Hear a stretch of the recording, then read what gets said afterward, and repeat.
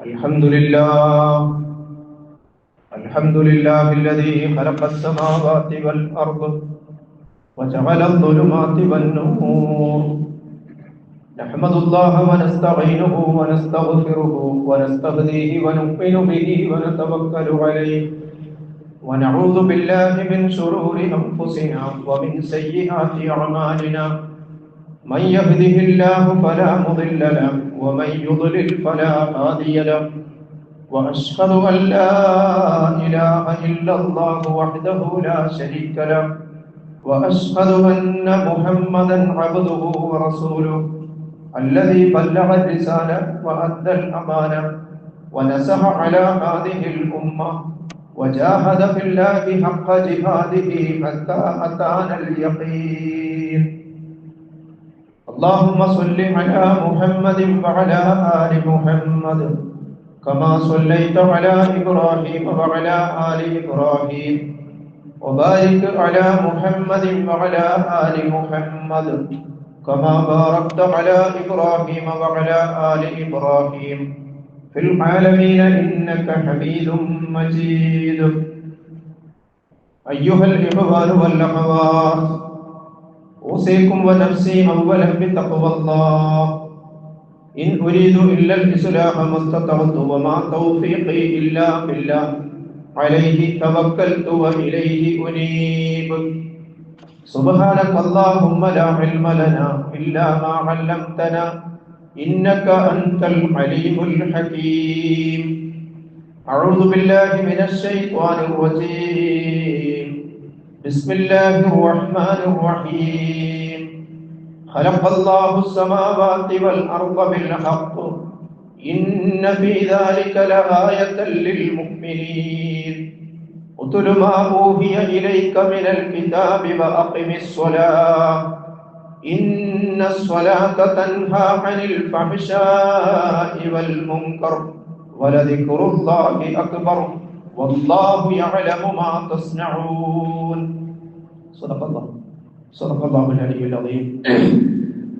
ബഹുമാന്യരായ സഹോദരി സഹോദരങ്ങളെ, അല്ലാഹു സുബ്ഹാനഹു വ തആലയെ സൂക്ഷിച്ചു ഭയപ്പെട്ടു പടച്ച റബ്ബിന്റെ വിധിവിലക്കുകൾക്ക് ജീവിത ഇടപാടുകളെ മുഴുവനും വിധേയപ്പെടുത്തിയും തഖ്വയുടെ താൽപര്യത്തിനനുസരിച്ച് ജീവിതത്തെ മുന്നോട്ട് കൊണ്ടുപോകാൻ അതീവ ജാഗ്രതയോടുകൂടി ശ്രമിക്കണമെന്ന് എന്നെയും നിങ്ങളെയും ഓർമ്മിപ്പിക്കുകയാണ്, വസിയത്തും ചെയ്യുകയാണ്. കരുണാവാരിയായ അല്ലാഹു സുബ്ഹാനഹു വ തആല ജീവിത ഇടപാടുകളിലുടനീളം പടച്ചവന്റെ ഇഷ്ടാനിഷ്ടങ്ങൾക്ക് പ്രഥമ പരിഗണന നൽകിക്കൊണ്ട് റൂഹ് പിരിയുന്ന നേരം വരെയും നിലനിന്നു പോകാനുള്ള മഹാഭാഗ്യം നൽകി നമ്മെ എല്ലാവരെയും അനുഗ്രഹിക്കുമാറാകട്ടെ.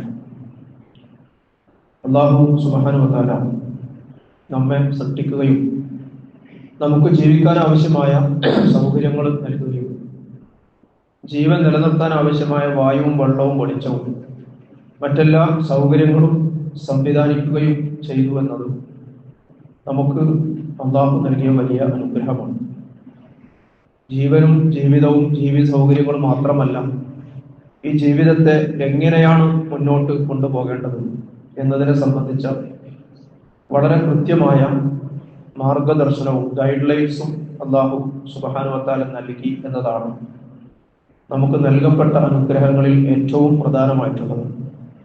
പരിശുദ്ധ ഖുർആൻ നമ്മളെടുത്ത് പരിശോധിച്ച് നോക്കിയാൽ ഈ ഹിദായത്താകുന്ന അനുഗ്രഹത്തെ പല സന്ദർഭങ്ങളിലും അല്ലാഹു എടുത്തു പറഞ്ഞിട്ടുള്ളതായി നമുക്ക് കാണാൻ സാധിക്കും.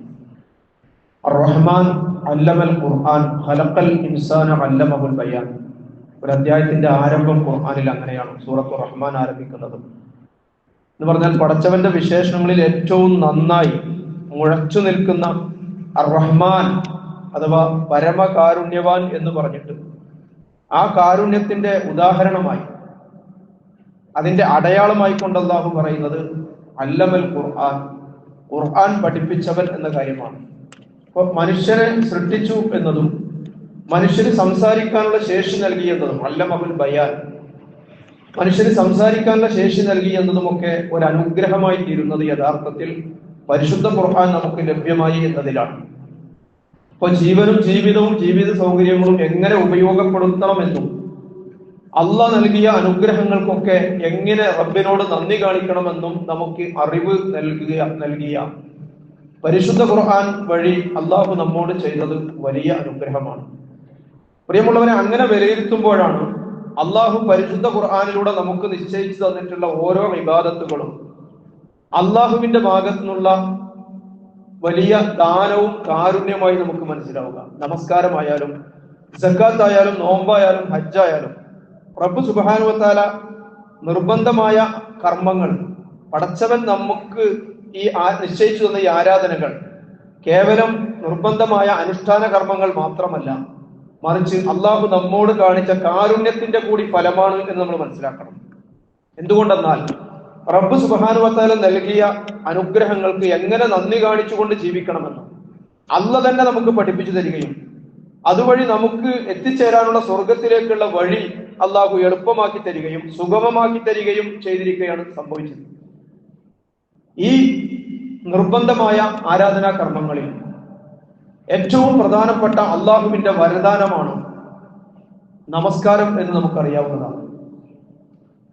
നമസ്കാരം മറ്റ് ഇബാദത്തുകളിൽ നിന്ന് വ്യത്യസ്തമായി അള്ളാഹു മനുഷ്യനെ നമസ്കാരം പഠിപ്പിച്ച രീതി പരിശോധിച്ച് നോക്കിയാൽ നമുക്കത് മനസ്സിലാക്കാൻ സാധിക്കും. നമ്മൾ ആലോചിച്ച് നോക്കുക, സാധാരണഗതിയിൽ ഒരു രാഷ്ട്രത്തിന്റെ ഭരണാധികാരി വിവിധ സ്റ്റേറ്റുകളിലുള്ള ഭരണാധികാരികൾക്കും രാജ്യത്തെ പൗരന്മാർക്കും എന്തെങ്കിലുമൊക്കെ നിർദ്ദേശങ്ങൾ നൽകാനുണ്ടെങ്കിൽ ചെയ്യാറുള്ളത് ഒരു കത്തിലൂടെ, അതല്ലെങ്കിൽ ഒരു ദൂതൻ വഴി. മുമ്പ് കാലങ്ങളിലൊക്കെ ദൂതന്മാർ വഴി എഴുത്ത് കൊടുത്തേക്കുകയായിരുന്നു.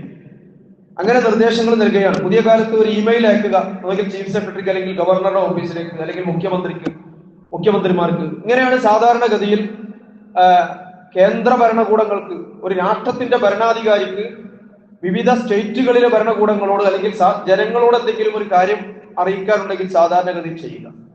എന്നാൽ അതേസമയം വളരെ ശ്രദ്ധേയമായ, വളരെ ഗൗരവപ്പെട്ട നിർദ്ദേശങ്ങൾ, വല്ല അസാധാരണമായ നിർദ്ദേശവും നൽകാനുണ്ടെങ്കിൽ അത് നൽകുക ഗവർണർമാരെയോ അല്ലെങ്കിൽ രാജ്യത്തെ സ്റ്റേറ്റുകളുടെ ഭരണാധികാരികളെയോ ഒക്കെ രാഷ്ട്രത്തിന്റെ ഭരണസിരാ കേന്ദ്രത്തിലേക്ക് വിളിച്ചു വരുത്തിക്കൊണ്ടായിരിക്കും. അപൂർവമായി അസാധാരണമായ നിർദ്ദേശങ്ങൾ മാത്രമേ ഇങ്ങനെ നൽകാറുള്ളൂ. പടച്ച റബ്ബ് നമസ്കാരത്തെ കുറിച്ച് നമ്മൾ ആലോചിച്ചു കഴിഞ്ഞാൽ അള്ളാഹു ഇതേ രീതി തന്നെയാണ് പടച്ചവൻ സ്വീകരിച്ചിരിക്കുന്നത് നമുക്ക് കാണുവാൻ സാധിക്കും. മറ്റെല്ലാ കർമ്മങ്ങളും, മറ്റെല്ലാ കാര്യങ്ങളും അള്ളാഹു നൽകുവാനുള്ള, അള്ളാഹുവിന് മനുഷ്യർക്ക് നൽകാനുള്ള മറ്റെല്ലാ നിർദ്ദേശങ്ങളും ജിബ്രീൽ അലൈഹിസ്സലാം എന്ന സന്ദേശവാഹകൻ മുഖേന അള്ളാഹു പ്രവാചകന്മാർക്ക് എത്തിച്ചു കൊടുക്കുകയാണ് ചെയ്തു പോന്നിട്ടുള്ളത്. മുഹമ്മദ് നബി സല്ലല്ലാഹു അലൈഹി വസല്ലമക്ക് നൽകപ്പെട്ടിട്ടുള്ള നിർദ്ദേശങ്ങളും അങ്ങനെ തന്നെയായിരുന്നു. പക്ഷെ നമ്മൾ ആലോചിച്ച് നോക്കുക, നമസ്കാരത്തിന്റെ കാര്യത്തിൽ സത്യവിശ്വാസികൾക്കുള്ള ഒരു നിർദ്ദേശം, ഒരു കൽപ്പന പുറപ്പെടുവിക്കണമെന്ന് അല്ലാഹു സുബ്ഹാനഹു വ തആല തീരുമാനിച്ചപ്പോ അഷ്റഫുൽ ഖൽഖ് മുഹമ്മദ് മുസ്തഫ സല്ലല്ലാഹു അലൈഹി വസല്ലമയുടെ അടുത്തേക്ക് ജിബ്രീൽ അലൈഹിസ്സലാമിനെ അല്ലാഹു പറഞ്ഞേക്കുകയാണ്. വാഹനം കൊടുത്താണ് പറഞ്ഞേക്കുന്നത്. അഥവാ പ്രവാചകന് വാഹനം അയച്ച് അല്ലാഹു സുബ്ഹാനഹു വ തആല തന്റെ അടുത്തേക്ക് വിളിപ്പിക്കുകയാണ്. വാഹനം അയപ്പിച്ച് വിളിപ്പിക്കുക എന്ന് പറയുന്നത് ഒരു വലിയ പരിഗണനയാണ്. അതൊരു വല്ലാത്ത ബഹുമതിയും ആദരവുമാണ്. അങ്ങനെ മസ്ജിദുൽ ഹറാമിൽ നിന്നും മസ്ജിദുൽ അഖ്സയിലേക്കും അവിടെ നിന്ന് ഏഴാൻ ആകാശത്തേക്കും സ്വർഗ സമീപത്തേക്കും ഒക്കെ പ്രവാചകനെ കൊണ്ടുവരികയാണ്. എല്ലാവിധ സൗകര്യങ്ങളും സംവിധാനിച്ചിരിക്കുന്ന ആകാശ ലോകത്ത് പ്രത്യേകമായ സ്വീകരണമാണ് മുഹമ്മദ് മുസ്തഫ സല്ലല്ലാഹു അലൈഹി വസല്ലമക്ക് വേണ്ടി അല്ലാഹു സുബ്ഹാനഹു വ തആല ഏർപ്പെടുത്തിയിരുന്നത്. അല്ലാഹുവിന്റെ അർശിന്റെ സാമീപ്യം അനുഭവിച്ചറിയാൻ, അത് മനസ്സിലാക്കാനും പാഠം ഉൾക്കൊള്ളാനും ഒക്കെയുള്ള അവസരം കൊടുത്തതിന് ശേഷമാണ് റസൂലുള്ളാഹി തിരിച്ചു പോകുമ്പോൾ നമസ്കാരം എന്ന കർമ്മം റസൂലുള്ളാഹിക്കും അവിടുത്തെ അനുയായികൾക്കും ഒരു സമ്മാനമായി, ഒരു വലിയ ഉപഹാരമായി അല്ലാഹു സുബ്ഹാനഹു വ തആല നൽകുന്നത്.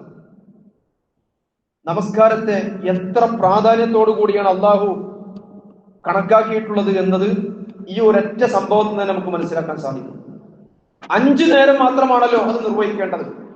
എന്നാൽ 50 വഖത്തിന്റെ പ്രതിഫലമാണ് അല്ലാഹു സുബ്ഹാനഹു വ തആല ഈ നമസ്കാരത്തിലൂടെ നൽകാമെന്ന് വാഗ്ദാനം ചെയ്തത്. അനസ് റളിയല്ലാഹു അൻഹു ഉദ്ധരിക്കുന്ന വളരെ പ്രസിദ്ധമായ ഒരു ഹദീസ് ഉണ്ട്. അനസ് ബിൻ മാലിക് റളിയല്ലാഹു അൻഹു قال فرضت على النبي الصلوات ليله اسري به 50. റസൂലുള്ളാഹി സ്വല്ലല്ലാഹു അലൈഹി വസല്ലമക്ക് മിഅ്റാജ് രാവിൽ റസൂലിന് നിർബന്ധമാക്കപ്പെട്ട നമസ്കാരം 50 വഖത്തായിരുന്നു. പിന്നീട് അല്ലാഹു സുബ്ഹാനഹു വ തആല അത് കുറച്ചു കൊണ്ടുവന്നു. ഹത്താ 5 ആകുന്നത് വരെ അത് അല്ലാഹു സുബ്ഹാനഹു വ തആല കുറച്ചു കൊടുക്കുകയാണ്. സുമ്മ നൂദിയ, പിന്നീട് വിളിച്ചു പറയുകയാണ്, അയ്യാ മുഹമ്മദ്, അല്ലയോ മുഹമ്മദ്, ഇന്നഹു ലാ യുബദ്ദലൽ ഖൗലു ലദയ്യ, മുഹമ്മദെ, വാക്കുകൾ തിരുത്തുന്നവനല്ല നിന്റെ റബ്ബ്, വാഗ്ദാനങ്ങൾ മാറ്റുന്നവനല്ല നിന്റെ നാഥൻ. ഈ 5 വക്ത് നിനക്ക് അനുഭവപ്പെടുക, ഇതിന്റെ എണ്ണത്തിന്റെ കാര്യത്തിലല്ല, പരലോകത്ത് വരുമ്പോൾ അതിന്റെ വ്യാപ്തിയും പ്രതിഫലവും, ദുനിയാവിൽ നീ ജീവിച്ചപ്പോൾ ആ നമസ്കാരം വരുത്തുന്ന പ്രതിഫലത്തിന്റെ കാര്യത്തിൽ ഈ 5 വക്ത് എന്നത് 50 വക്തിന്റെ ഫലം ചെയ്യുമെന്ന് റസൂലുള്ളാഹി സ്വല്ലല്ലാഹു അലൈഹി വസല്ലമക്ക് അല്ലാഹു സുബ്ഹാനഹു വ തആല അറിയിക്കുകയാണ്. അപ്പോൾ പ്രിയമുള്ളവരെ, നമ്മൾ മനസ്സിലാക്കേണ്ടത് 5 വക്തിന് 50 വക്തിന്റെ ഫലം, 50 വക്തിന്റെ പ്രതിഫലനം ഈ 5 വക്ത് കൊണ്ട് നേടാൻ കഴിയും എന്ന് നമ്മൾ മനസ്സിലാക്കണം. എത്ര പ്രാധാന്യത്തോടു കൂടിയാണ് അല്ലാഹു സുബ്ഹാനഹു വ തആല നമസ്കാരത്തെ നമുക്ക് നൽകിയിട്ടുള്ളത്. ആ പ്രാധാന്യത്തോടും ഗൗരവത്തോടും കൂടി ഈ നമസ്കാരത്തെ നമ്മളും നമ്മുടെ മക്കളും സമീപിക്കണമെന്നാണ് ഞാൻ സൂചിപ്പിച്ചു വരുന്നത്. പ്രവാചകൻ സല്ലല്ലാഹു അലൈഹി വസല്ലമക്ക് എത്രയോ കാലം മുമ്പ് മൂസാ അലൈഹി സ്വലാമിയെയും അല്ലാഹു വിളിച്ചു വരുത്തിയിട്ടുണ്ട്, റസൂലുള്ളാഹിനെ വിളിച്ചു വരുത്തിയതുപോലെ. പക്ഷെ റസൂലുള്ളാഹി സ്വല്ലല്ലാഹു അലൈഹി വസല്ലമയെ വിളിച്ചു വരുത്തിയത് ആകാശ ലോകത്തേക്കായിരുന്നുവെങ്കിൽ മൂസ അലൈഹി സ്വലാമിയെ അല്ലാഹു വിളിച്ചു വരുത്തിയത് പർവ്വതത്തിന്റെ മുകളിലേക്കായിരുന്നു. ആ പർവ്വതത്തിന്റെ മുകളിൽ വെച്ചുകൊണ്ട് മൂസ അലൈഹി സ്വലാമിന്റെ ശ്രദ്ധ ക്ഷണിച്ച് അള്ളാഹു ആദ്യമായി പറയുന്ന വചനങ്ങൾ, മൂസ, നാം നിന്നെ തെരഞ്ഞെടുത്തിരിക്കുന്നു, നിനക്ക് നൽകപ്പെടുന്ന നിർദ്ദേശങ്ങൾ എന്താണ് എന്ന് നീ ശ്രദ്ധിച്ചു കേൾക്കണം. എന്നിട്ട് അല്ലാഹു പറയാണ്, ഇന്നനി അനല്ലാഹു ലാ ഇലാഹ ഇല്ലാ അന, നിശ്ചയമായും ഞാൻ അല്ലാഹുവാണ്, ഞാനല്ലാതെ നിനക്ക് കീഴ്പ്പെടാൻ ഒരു ഇലാഹുമില്ല. അതുകൊണ്ട് ഫഅബ്ദുനി, നീ എനിക്ക് ഇബാദത്ത് ചെയ്യണം, എനിക്ക് വഴങ്ങി എനിക്ക് കീഴ്പ്പെട്ടുകൊണ്ട് ജീവിക്കണം. വഅഖിമിസ് സ്വലാത്ത ലിദിക്രി, എന്നെ ഓർക്കുവാൻ വേണ്ടി നീ നമസ്കരിക്കണം എന്നല്ല, നമസ്കാരം നീ നിലനിർത്തണം. മൂസ അലൈഹി സ്വലാമക്ക് ആദ്യമായി അള്ളാഹു നൽകുന്ന നിർദ്ദേശമാണ്. ഒരനുഷ്ഠാനം എന്ന നിലയിൽ, ഒരു കർമ്മം എന്നുള്ള നിലയിൽ ആദ്യമായി അള്ളാഹു നൽകുന്ന നിർദ്ദേശം അഖിമിസ് സ്വലാത്ത ലിദിക്രി എന്നാണ്. എന്നെ കുറിച്ചുള്ള ഓർമ്മ നിലനിർത്താൻ വേണ്ടി നീ ഇഖാമത്തു സ്വലാത്ത് പതിവാക്കണം, നമസ്കാരം നിലനിർത്തണം. അപ്പോ നബി സല്ലല്ലാഹു അലൈഹി വസല്ലമ നമ്മൾ കാണുന്നു ഇതേ അളവിൽ ഇതിന്റെ പ്രാധാന്യം അങ്ങനെ തന്നെ മനസ്സിലാക്കിയിരുന്നു എന്ന്. റസൂലുള്ളാഹി സ്വല്ലല്ലാഹു അലൈഹി വസല്ലം ഈ ലോകത്തോട് വിട പറയുന്ന സന്ദർഭത്തിൽ പോലും അവിടുന്ന് തന്റെ അനുയായികളോട് പറഞ്ഞ വാക്കുകൾ ഇതിന്റെ ഏറ്റവും വലിയ തെളിവാണ്. പ്രവാചകൻ വഫാത്താകാൻ പോകുന്ന ഘട്ടം, അവിടുത്തെ ചുണ്ടിൽ നിന്നും അടർന്നു വീഴുന്ന ഈ ഉമ്മത്തിനോട് പറയാനുണ്ടായിരുന്ന അവസാന വാക്കുകൾ, തിരുമേനിയുടെ കുടുംബാംഗങ്ങളും സഹാബികളും ഒക്കെ പ്രവാചകന്റെ സമീപത്ത് ഇങ്ങനെ ചേർന്ന് നിന്നുകൊണ്ട് റസൂലുള്ളാഹിന്റെ നാവിൽ നിന്നും എന്താണ് വരുന്നത് എന്നറിയാൻ ആകാംക്ഷയോടുകൂടി നോക്കി നിൽക്കുന്ന സന്ദർഭത്തിൽ പ്രവാചകന്റെ അധരങ്ങൾ അനങ്ങുകയാണ്, ചുണ്ടുകൾ അനങ്ങുകയാണ്. അപ്പൊ സഹാബികളും അവിടുത്തെ കുടുംബാംഗങ്ങളും ഒക്കെ കുറെ കൂടി കാത് കൂർപ്പിച്ചുകൊണ്ട് റസൂലുള്ളാഹിന്റെ സമീപത്തേക്ക് ചെവി കൂർപ്പിച്ച് നിൽക്കുമ്പോ പ്രവാചകന്റെ നാവിൽ നിന്നും അടർന്നു വീഴുന്നത് നമസ്കാരം. തന്റെ ഉമ്മത്തിന് അവസാനമായി റസൂലുള്ളാഹി ഉണർത്താറുണ്ടായിരുന്നത്, ഓർമ്മിപ്പിക്കാറുണ്ടായിരുന്നത് അസ്വലാ എന്നാണ്. പിന്നീട് എന്തോ കാരണത്താൽ റസൂലുള്ളാഹിന്റെ മനസ്സിൽ തങ്ങി നിന്നിരുന്ന മറ്റൊരു സംഗതിയെ കുറിച്ച്, അത് അടിമകളുടെ കാര്യമായിരുന്നു. അത് നമ്മൾ വേറെ തന്നെ പഠിക്കേണ്ടതാണ്. അപ്പൊ ഞാൻ പറഞ്ഞു വരുന്നത് അസ്വലാ, തന്റെ ഉമ്മത്തിന് റസൂലുള്ളാഹി നമസ്കാരത്തെ കുറിച്ച് ഉറപ്പുപ്പെടുത്തിക്കൊണ്ടാണ് പ്രിയപ്പെട്ട റസൂൽ ഈ ലോകത്തോട് വിട പറഞ്ഞിട്ടുള്ളത് എന്ന് നമ്മൾ മനസ്സിലാക്കണം. ഈ നമസ്കാരം എന്ന് പറയുന്നത് ഇസ്ലാമിക സമൂഹത്തിന്റെ നെടുന്തൂണാണ് എന്ന് നമ്മൾ തിരിച്ചറിയണം. ഈ നെടുന്തൂണ് നഷ്ടപ്പെട്ടാൽ ഇസ്ലാമിന്റെ സംസ്കാരം, നാഗരികത ശിഥിലമായി പോകും, തകർന്നു പോകും. അതുകൊണ്ട് തന്നെ ഈ നെടുന്തൂൺ നിലനിർത്തിക്കൊണ്ടു പോകാൻ ഇസ്ലാമിക സമൂഹം ബാധ്യസ്ഥമാണ്. നമ്മിൽ നിന്ന് നമ്മുടെ മക്കൾക്ക്, തലമുറകളിലേക്ക് ഇത് പകർന്നു നൽകാൻ നമ്മൾ ബാധ്യസ്ഥരാണ്. അസ്വലാത്തു ഇമാദുദ്ദീൻ വമൻ അഖാമഹാ ഫഖദ് അഖാമദ്ദീൻ. നമസ്കാരം എന്ന് പറയുന്നത് ഈ ദീനുൽ ഇസ്ലാമിനെ താങ്ങി നിർത്തുന്ന നെടുന്തൂണാണ്. ബുനിയൽ ഇസ്ലാമു അലാ ഹംസിൻ എന്ന് പറയുന്നുണ്ടല്ലോ, ഇസ്ലാം 5 പില്ലറുകളിലാണ് പണിതുയർത്തപ്പെട്ടിരിക്കുന്നത്. ആ 5 പില്ലറുകളിലെ ഏറ്റവും കരുത്തുറ്റ, ഏറ്റവും ശക്തമായ അടിത്തറയാണ്, അല്ലെങ്കിൽ ഭദ്രമായ നെടുന്തൂണാണ് നമസ്കാരം എന്ന് റസൂലുള്ളാഹി സ്വല്ലല്ലാഹു അലൈഹി വസല്ലം. ചരിത്രത്തിൽ മൂസ അലൈഹിസ്സലാമയും ഹാറൂൻ അലൈഹിസ്സലാമയും പടച്ച റബ്ബിനോട് പരാതി ബോധിപ്പിക്കുന്ന ഒരു സന്ദർഭം പരിശുദ്ധ ഖുർആൻ വിവരിക്കുന്നുണ്ട്. പടച്ചവനെ, ഞങ്ങൾ ഇതാ ശിഥിലമായി പോയിരിക്കുന്നു, ഒരു ജനത എന്ന നിലയ്ക്ക് ഞങ്ങൾ ഛിന്ന ഭിന്നമായി തീർന്നിരിക്കുന്നു. പടച്ചവനെ, ഞങ്ങൾക്ക് ആത്മവിശ്വാസം നഷ്ടപ്പെട്ടു പോയിരിക്കുന്നു, ഞങ്ങളുടെ സമൂഹത്തിന്റെ ഐക്യവും ഭദ്രതയും ഒക്കെ നഷ്ടപ്പെട്ടിരിക്കുന്നു. ആത്മാഭിമാനം നഷ്ടപ്പെട്ട ഞങ്ങൾ പടച്ചവനെ ശത്രുക്കളുടെ നാട്ടക്കുറിയായി മാറിയിരിക്കുകയാണ്. നാഥ, ഈ അവസ്ഥയിൽ നിന്ന് ഞങ്ങളെ നീ മോചിപ്പിക്കണം, ഞങ്ങൾക്കൊരു മോചനം നീ നൽകണമെന്ന് മൂസ അലൈഹി സ്വലാമയും ഹാറൂൻ അലൈഹി സ്വലാമയും അള്ളാഹുവിനോട് പരാതി ബോധിപ്പിക്കുകയാണ്. ഞങ്ങളുടെ സംഘബോധം, ഞങ്ങളുടെ ആത്മാഭിമാനം ഞങ്ങൾക്ക് തിരിച്ചു കിട്ടണം, അതിന് ഞങ്ങൾ എന്താണ് റബ്ബേ ചെയ്യേണ്ടത് എന്ന് ചോദിക്കുമ്പോ അല്ലാഹു സുബ്ഹാനഹു വ തആല അവർക്ക് നൽകുന്ന മറുപടി വഔഹൈനാ ഇലാ മൂസാ വഅഖീഹി അൻ തബവ്വഅ ലിഖൗമികുമാ ബിമിസ്ര ബുയൂതൻ വജഅലൂ ബുയൂതകും ഖിബ്ല വഅഖീമുസ് സ്വലാ. നിങ്ങൾ വീടുകൾ ഉണ്ടാക്കണം, എന്നിട്ട് ആ വീടുകളെ നിങ്ങൾ പള്ളികളാക്കി പരിവർത്തിപ്പിക്കണം, എന്നിട്ട് ആ പള്ളികളിൽ വെച്ച് നിങ്ങൾ നമസ്കാരം നിലനിർത്തണം. പടച്ചവന്റെ മറുപടിയാണ്, നിങ്ങൾക്ക് വിശ്വാസവും ആത്മാഭിമാനവും വർദ്ധിപ്പിക്കാൻ ഒരു സംഘം എന്ന നിലക്കും ഒരു സമുദായം എന്ന നിലക്കും നിങ്ങളുടെ നഷ്ടപ്പെട്ടു പോയ കരുത്ത് വീണ്ടെടുക്കുവാൻ ഇത് മാത്രമാണ് നിങ്ങളുടെ മുമ്പിലെ മാർഗം എന്ന് അല്ലാഹു സുബ്ഹാനഹു വ തആല മൂസ അലൈഹിസ്സലാമിനും ഹാറൂൻ അലൈഹിസ്സലാമക്കും വഹയി നൽകി എന്നാണ് വിശുദ്ധ ഖുർആൻ പറയുന്നത്. പ്രിയമുള്ളവരെ, നമ്മൾ ആലോചിക്കണം. റസൂലുള്ളാഹി സ്വല്ലല്ലാഹു അലൈഹി വസല്ലം പറഞ്ഞല്ലോ, ഓരോ ഇഴകളായി ഇസ്ലാമിന്റെ സംസ്കാരം അഴിഞ്ഞുപോയിക്കൊണ്ടിരിക്കും, ഊരിപ്പോയിക്കൊണ്ടിരിക്കും. വഅവ്വലുഹു അൽ ഹുക്കും, ആദ്യം ഇസ്ലാമിക സമൂഹത്തിൽ നിന്നും ഒഴിഞ്ഞു പോകുന്നത് അൽ ഹുക്കും, ഭരണ സംവിധാനമായിരിക്കുമെന്ന്. വആഖിറുഹുന്ന അസ്വലാ, അവസാനമായി ഇസ്ലാമിക സമൂഹത്തിൽ നഷ്ടപ്പെട്ടു പോകുന്നത് നമസ്കാരമാകുന്ന ഇഴയായിരിക്കുമെന്ന്. അപ്പോ ഇസ്ലാമിക സമൂഹത്തിൽ നിന്ന് ഇഖാമത്തു സ്വലാത്ത് കൂടി നഷ്ടപ്പെട്ടാൽ പിന്നെ ദീനിന്റെ ഒരംശവും അവിടെ ബാക്കിയുണ്ടാകില്ല എന്ന് നമുക്ക് ഉറപ്പിക്കാൻ കഴിയും. സമൂഹത്തിൽ മാത്രമല്ല, വ്യക്തികളിലും അങ്ങനെ തന്നെയാണ്. കാരണം ഇസ്ലാമിക പാശത്തിന്റെ ഒടുവിലത്തെ ഇഴയാണ് നമസ്കാരം എന്ന് പറയുന്നത്. അത് നഷ്ടപ്പെട്ടു പോകുന്ന ഒരു സാഹചര്യം മുസ്ലിം സമൂഹത്തിൽ സംഭവിക്കാൻ പാടില്ല, മുസ്ലിം കുടുംബങ്ങളിൽ സംഭവിക്കാൻ പാടില്ല, മുസ്ലിം വ്യക്തികളിൽ സംഭവിക്കാൻ പാടില്ല എന്ന് നമ്മൾ തിരിച്ചറിയണം. അതുകൊണ്ടാണല്ലോ ഏത് സാഹചര്യത്തിലും ഏത് സന്ദർഭത്തിലും നമസ്കരിക്കാനുള്ള കൽപ്പന അല്ലാഹു നൽകുന്നത്. ഹാഫിദു അല സ്വലാത്തി വസ്വലാത്തിൽ ഉസ്താ, എല്ലാ നമസ്കാരങ്ങളുടെയും കാര്യത്തിൽ നിങ്ങൾ ജാഗ്രത പുലർത്തണം എന്ന് പറഞ്ഞിട്ട് പ്രത്യേകിച്ചും മധ്യമ നമസ്കാരത്തിന്റെ കാര്യം നിങ്ങൾ ശ്രദ്ധിക്കണം. എന്നിട്ട് എന്താ പറയാണ്, വഖൂമു ലില്ലാഹി ഖാനിതീൻ, എല്ലായ്പ്പോഴും അള്ളാഹുവിന്റെ മുന്നിൽ നിങ്ങൾ വിനീതരായി നിൽക്കണം. സൂറത്തുൽ ബഖറയിൽ 238-ാമത്തെ ആയത്തിൽ നമ്മൾ കാണുകയാണ്, വഇൻ ഖിഫ്തും ഫരിജാലൻ ഔ റുക്ബാനൻ, ഇനി നിങ്ങൾ ശത്രുക്കളെ ഭയപ്പെടുന്ന അവസ്ഥയിലാണെങ്കിലോ അപ്പോൾ നിങ്ങൾ നടന്നുകൊണ്ടോ വാഹനത്തിൽ വെച്ചുകൊണ്ടോ നിങ്ങൾ നമസ്കാരം നിർവഹിക്കണം. വഇദാ അമിൻതും ഫദ്കുറുല്ലാഹ കമാ അല്ലമകും മാ ലം തകൂനു തഅലമൂൻ, ആ ശത്രു ഭയത്തിന്റെ അവസ്ഥ മാറിയാൽ എങ്ങനെയാണോ നിങ്ങൾ പഠിപ്പിക്കപ്പെട്ടത് അപ്രകാരം നിങ്ങൾ നമസ്കരിക്കണം. നിങ്ങൾ കരഞ്ഞുകൂടാത്ത ഒരു രീതിയാണല്ലോ അല്ലാഹു നിങ്ങൾക്ക് പഠിപ്പിച്ചു തരുന്നത്. അഥവാ യുദ്ധഘട്ടത്തിലെ ശത്രു ഭയത്തിന്റെ സന്ദർഭത്തിൽ പോലും നമസ്കാരത്തിനും വിട്ടുനിൽക്കുന്ന ഒരു അവസ്ഥ ഉണ്ടാകാൻ പാടില്ല എന്നാണ്. നിങ്ങൾ ആലോചിച്ച് നോക്കൂ, ശത്രുക്കളുമായി മുഖാമുഖം പോരാടുന്ന യുദ്ധഭൂമിയിൽ പോലും വിശ്വാസികൾക്ക് സംഘം ചേർന്ന് നമസ്കരിക്കാനുള്ള രീതി പടച്ച റബ്ബ് പഠിപ്പിച്ചെങ്കിൽ എത്ര ഗൗരവത്തോടു കൂടിയാണ് പ്രിയമുള്ളവരെ ഇഖാമത്തു സ്വലാത്തിന്റെ കാര്യം ദീനുൽ ഇസ്ലാം നമ്മെ പഠിപ്പിക്കുന്നത്. നിങ്ങൾ യാത്രയിലാണെങ്കിൽ നിങ്ങൾക്ക് വേണമെങ്കിൽ നമസ്കാരം ചുരുക്കി നമസ്കരിക്കാം. നമസ്കാരം നിങ്ങൾക്ക് ജമ്മും കസറുമാക്കാനുള്ള അനുവാദമുണ്ട്. പക്ഷേ ഒരു സാഹചര്യത്തിലും നമസ്കാരം വേണ്ടെന്ന് വെക്കുവാൻ അല്ലാഹു അനുവാദം നൽകിയിട്ടില്ല. ബുദ്ധിയും വിവേകവുമുള്ള സന്ദർഭത്തിൽ അനങ്ങാൻ കഴിയുന്നിടത്തോളം റൂഹ് പിരിയുന്ന നേരം വരെയും മനുഷ്യ ജീവിതത്തിൽ, വിശ്വാസികളുടെ ജീവിതത്തിൽ നിലനിർത്തിക്കൊണ്ട് പോകേണ്ടതാണ് ഇഖാമത്തു സ്വലാത്ത്. നമ്മൾ മനസ്സിലാക്കണം. പ്രിയമുള്ളവരെ, ഞാൻ ചോദിക്കുന്നത്, അല്ലാഹു സുബ്ഹാനഹു വ തആലയും അവിടുത്തെ പ്രവാചകൻ സല്ലല്ലാഹു അലൈഹി വസല്ലമയും നമസ്കാരത്തിന് കൽപ്പിച്ച ഈ പ്രാധാന്യവും ഗൗരവവും ഞാനും നിങ്ങളും ഉൾക്കൊണ്ടിട്ടുണ്ടോ എന്ന് നമ്മൾ പരിശോധിച്ചു നോക്കണം. എങ്ങനെയാണ് നമുക്ക് പരിശോധിക്കാൻ കഴിയാം? നമ്മൾ ആലോചിച്ച് നോക്കുക, ചിലപ്പോഴെങ്കിലും ജീവിതത്തിൽ ഏറ്റവും ഭാരമുള്ള പണിയായി നമുക്ക് നമസ്കാരം അനുഭവപ്പെടാറുണ്ടോ? നമസ്കാരം ഒരു ഭാരമുള്ള കാര്യമായി അനുഭവപ്പെടുക, പ്രത്യേകിച്ചും വല്ല യാത്രകളൊക്കെ പോയി വന്ന്, വല്ല കല്യാണത്തിനോ അല്ലെങ്കിൽ ഒരു യാത്ര ഒക്കെ കഴിഞ്ഞ് വന്ന് ഒരല്പം വൈകിയാണ് വീട്ടിലെത്തുന്നതെങ്കിൽ ചിലപ്പോഴൊക്കെ നമുക്ക് തോന്നാറുണ്ടോ, ഇനി നമസ്കാരം കൂടി ഒന്ന് കഴിഞ്ഞു കിട്ടണം, ഇനി നമസ്കാരം കൂടി ഒന്ന് കഴിഞ്ഞു കിട്ടണം എന്ന് പറഞ്ഞാൽ എന്തോ ഒരു വലിയ ഭാരമായിട്ട് നമ്മുടെ മനസ്സിൽ ഇങ്ങനെ നിൽക്കുകയാണ്. ഭക്ഷണം കൂടി ഒന്ന് കഴിച്ചു കിട്ടണ്ടേ നമ്മൾ ആരും പലപ്പോഴും പറയാറില്ല. എന്തുകൊണ്ട് നമസ്കാരം നമുക്ക് ഭാരമായി തീരുന്നു, ഭാരമുള്ള ഒരു ജോലിയായി നമുക്ക് അനുഭവപ്പെടുന്നു? ഒരൊറ്റ കാരണേ കാണാൻ കഴിയുള്ളൂ, അത് ദുബുൽ ഈമാനാണ്.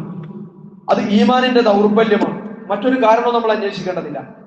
എപ്പോ നമുക്ക് നമസ്കാരം ഭാരമായി തോന്നുന്നുണ്ടോ അപ്പൊ നമ്മൾ മനസ്സിലാക്കണം, നമ്മിൽ നിന്നും ഈമാൻ ചോർന്നു പോയിക്കൊണ്ടിരിക്കുന്നു എന്നും. നമ്മുടെ ഈമാനെ നമ്മൾ ബലപ്പെടുത്തിയെടുക്കണം നമസ്കാരം കൊണ്ട്. ഈമാൻ കൊണ്ട് നമസ്കാരത്തെയും ശക്തിപ്പെടുത്തിയെടുക്കണം. ഈമാനും നമസ്കാരവും പരസ്പര ബന്ധമുള്ള യാഥാർത്ഥ്യങ്ങളാണ് നമ്മൾ തിരിച്ചറിയണം. ദുബുൽ ഈമാൻ, ഈമാനിന്റെ ദൗർബല്യം, അങ്ങനെ ദുർബലമായ ഈമാനിന്റെ ഉടമകളായി പോകാതിരിക്കാൻ ഞാനും നിങ്ങളും ശ്രദ്ധിക്കണം. മറ്റൊരു ചർച്ച കൂടി വളരെ പ്രസക്തമാണ്. നമസ്കാരം എന്തിനു വേണ്ടിയാണ് എന്ന ചർച്ചയും വളരെ പ്രസക്തമാണ്. അല്ലാഹു സുബ്ഹാനഹു വ തആല എന്തിനു വേണ്ടിയാണ് നമസ്കാരം എന്നതിന്റെ ഉത്തരം വളരെ കൃത്യമായി വിശുദ്ധ ഖുർആൻ തന്നെ നൽകിയിട്ടുണ്ട്. അഖിമിസ് സ്വലാത്ത ലിദിക്രി, അഖിമിസ് സ്വലാത്ത ലിദിക്രി, എന്നെ ഓർമ്മിക്കാൻ വേണ്ടി നമസ്കാരം നിലനിർത്തുക. എന്നെ ഓർമ്മിക്കാൻ വേണ്ടി, അതായത് നമസ്കാരത്തിന്റെ ലക്ഷ്യം ദിക്റുള്ളയാണ്. ദിക്റുള്ളയാണ്. ബുദ്ധിയും വിവേകമെത്തിയത് മുതൽ റൂഹ് പിരിയുന്ന നേരം വരെയും ദിക്റുള്ളയിൽ നിലനിന്നു പോകുന്ന ജീവിതം, അതാണ് വിശ്വാസികളുടെ ജീവിതം. ഉണർന്നെഴുന്നേറ്റത് മുതൽ ഉറക്കം പിടിക്കുന്നത് വരെ, ഉറക്കത്തിലേക്ക് പോകുന്നത് വരെ അള്ളാഹുവിനെ ഓർക്കുക. പടച്ചവനെ കുറിച്ചുള്ള സ്മരണയിൽ നിന്ന് അകന്നു പോകാത്ത മനസ്സിന്റെ ഉടമകളായി നിലനിൽക്കാൻ സാധിക്കുക. പടച്ചവനെ ഓർക്കുക എന്നതിന്റെ വിപരീതമായ ആശയം എന്ന് പറയുന്നത് ഗഫലത്താണ്, അശ്രദ്ധമായി തീരുക എന്നതാണ്. ദിക്റുള്ള ഇല്ലാതിരിക്കുമ്പോൾ, ദിക്റുള്ളയിൽ നമ്മുടെ മനസ്സ് അകന്നു പോകുമ്പോൾ സംഭവിക്കുക ഗഫലത്ത് നമ്മളെ പിടികൂടുക എന്നതാണ്. നമ്മുടെ മനസ്സിനെയും ചിന്തയെയും നാം പടച്ചവനുമായി കൂട്ടിക്കെട്ടുന്നില്ലെങ്കിൽ, അള്ളാഹുവാകുന്ന മഹായാഥാർത്ഥ്യത്തിലേക്ക് നമ്മൾ നമ്മുടെ മനസ്സിനെയും ചിന്തയെയും ചേർത്തു നിർത്തുന്നില്ലെങ്കിൽ, പിന്നെ നമ്മുടെ മനസ്സിലും മസ്തിഷ്കത്തിലുമൊക്കെ ഗഫലത്ത് ആയി പോകും, അശ്രദ്ധ കയറി പോകുമെന്ന് നമ്മൾ മനസ്സിലാക്കണം. വിശുദ്ധ ഖുർആൻ നമുക്ക് നൽകിയ മുന്നറിയിപ്പാണ്, വലാ തകും മിനൽ ഗാഫിലീൻ, നിങ്ങൾ അശ്രദ്ധയിൽപ്പെട്ടു പോകരുത്, പടച്ചവനെ മറന്നവരെ പോലെ നിങ്ങൾ ആയിത്തീരരുത്. ജീവിതത്തെക്കുറിച്ചും ജീവിതത്തിന്റെ ലക്ഷ്യത്തെ സംബന്ധിച്ചും നിങ്ങൾക്ക് ഭൂമിയിൽ നിർവഹിക്കാനുള്ള ഉത്തരവാദിത്തത്തെക്കുറിച്ചും നിങ്ങൾക്ക് സൃഷ്ടികളോടും സൃഷ്ടാവിനോടും പ്രപഞ്ചത്തോടും മണ്ണിനോടും മനുഷ്യരോടും ഒക്കെയുള്ള കടപ്പാടുകളെ കുറിച്ചൊന്നും നിങ്ങൾ അശ്രദ്ധരാകരുത്. അശ്രദ്ധയിൽ അകപ്പെടാതിരിക്കാനുള്ള വഴി പടച്ചവനെ കുറിച്ചുള്ള ഓർമ്മ നിലനിർത്തുക എന്നതാണ്. അതാണ് ദിക്റുല്ലാ എന്ന് പറയുന്നത്. അതാണ് ദിക്റുല്ലാ എന്ന് പറയുന്നത്. വിശുദ്ധ ഖുർആൻ സൂറത്ത് ഹശറിന്റെ അവസാന ഭാഗത്ത് അല്ലാഹു പറയുന്നുണ്ടല്ലോ, വലാ തകൂനു കല്ലദീന നസുല്ലാ, ആത്മവിസ്മൃതി അല്ലെ, വലാ തകൂനു കല്ലദീന നസുല്ലാ, അല്ലാഹുവിനെ കുറിച്ച് നിങ്ങൾ മറന്നു പോകരുത്, പടച്ചവനെ കുറിച്ച് വിസ്മരിച്ച അവസ്ഥ നിങ്ങൾക്ക് ഉണ്ടാകരുത്. അങ്ങനെ അള്ളാഹുവിനെ വിസ്മരിക്കുമ്പോ പടച്ചവനെ കുറിച്ചുള്ള സ്മരണ മനുഷ്യ മനസ്സിന് അകന്നു പോകുമ്പോൾ സംഭവിക്കാത്ത അൻസാഹും അംഫുസഹും, ആത്മവിസ്മൃതിയാണ് അതിന്റെ ഫലം. താൻ ആരാണ് എന്ന ചിന്ത നഷ്ടപ്പെടുക എന്നാണ് അതിന്റെ ഫലം. പടച്ചവനെ കുറിച്ചുള്ള സ്മരണയിൽ നിന്ന് അകന്നു പോയാൽ പിന്നെ മനുഷ്യ മനസ്സ് താൻ ആരാണ് എന്നതിനെ പറ്റി ചിന്തിക്കാൻ അവന് കഴിയില്ല.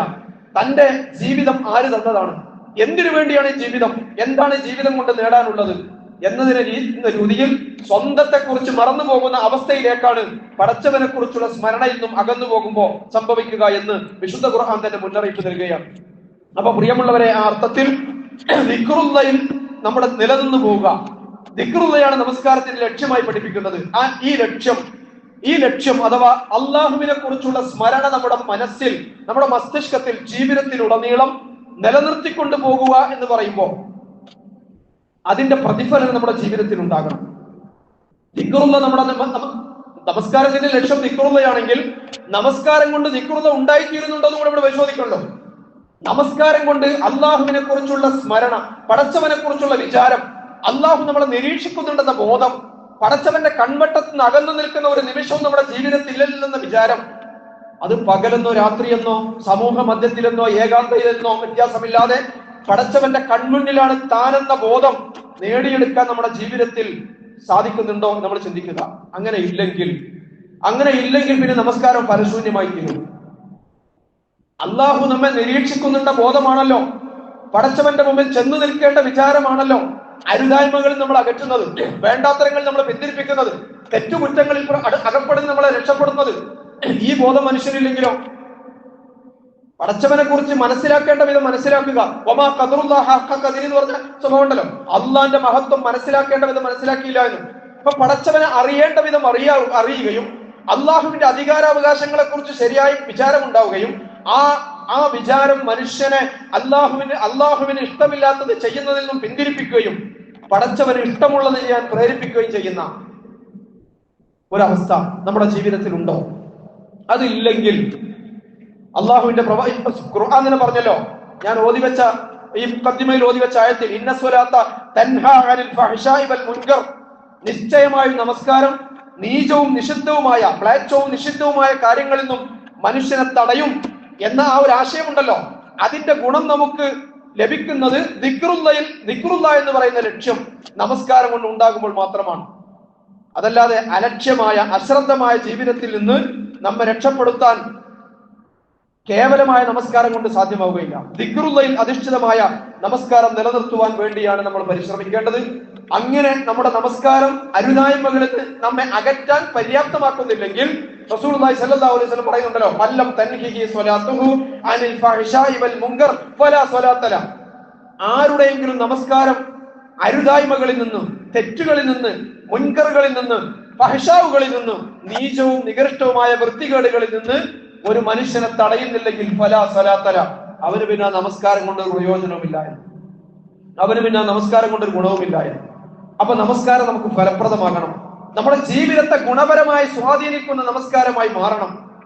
റബ്ബ് സുബ്ഹാനഹു വ തആല അങ്ങനെയുള്ള അള്ളാഹുവിനെ കുറിച്ചുള്ള സ്മരണ നമ്മുടെ മനസ്സിലും മസ്തിഷ്കത്തിലും സജീവമാക്കി നിർത്തുന്ന, അതുവഴി അരുതായ്മകളിൽ നിന്ന് അകറ്റി നിർത്താൻ നമ്മളെ പ്രേരിപ്പിക്കുന്ന, എല്ലാ തെറ്റുകുറ്റങ്ങളോടും നോ പറയാൻ സാധിക്കുന്ന ഒരു ആത്മീയമായ കരുത്ത് നേടിയെടുക്കാൻ സഹായിക്കുന്ന നമസ്കാരക്കാരുടെ കൂട്ടത്തിൽ റബ്ബ് സുബ്ഹാനഹു വ തആല നമ്മളെല്ലാവരെയും ഉൾപ്പെടുത്തി അനുഗ്രഹിക്കുമാറാകട്ടെ. അഖൂലു ഖൗലി ഹാദാ അസ്തഗ്ഫിറുല്ലാഹ ലി വ ലക്കും.